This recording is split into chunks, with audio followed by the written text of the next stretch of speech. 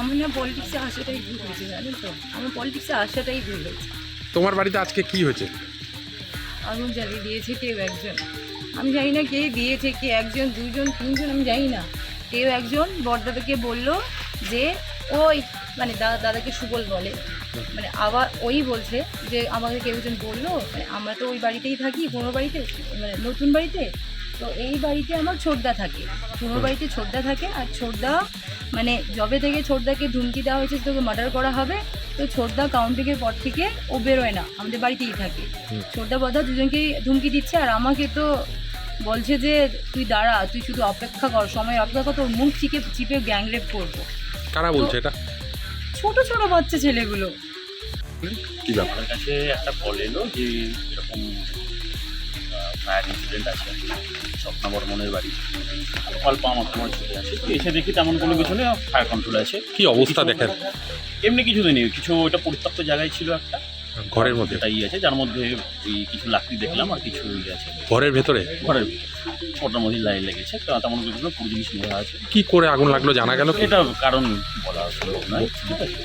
কি হয়েছিল আপনাদের বাড়িতে বলুন?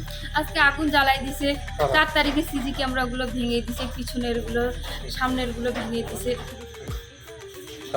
তারপরে আজকে আগুন জ্বালাই দিল, দাদাকে কে জানি বলেছে যে তোমাদের বাড়িতে আগুন জ্বালাই দিছে, নিবাতে পারবি তো নিবা।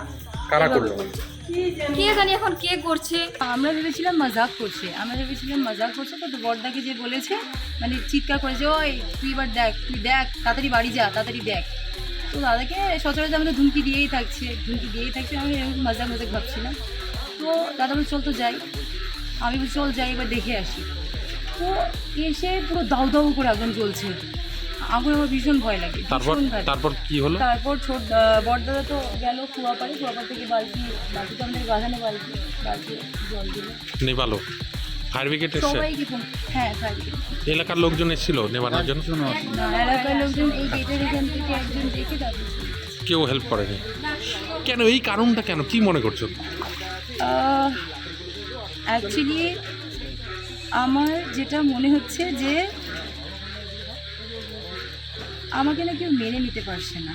আমি যেহেতু অনেক গরিব পরিবার থেকে উঠে এসেছি, সেটাই হবে, তাছাড়া কিছু না। যেমন মানে দুদিন আগে যে মানুষটা স্বপ্নাদি তুমি জিতবে, তোমার সঙ্গে আছি, যে মানুষগুলো আমার সঙ্গে ছিল, সেই মানুষগুলো রাতারাতি চেঞ্জ হয়ে গেল।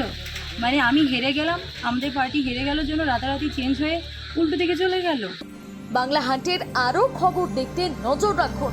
বাংলা খবর মানেই বাংলা হান্ট।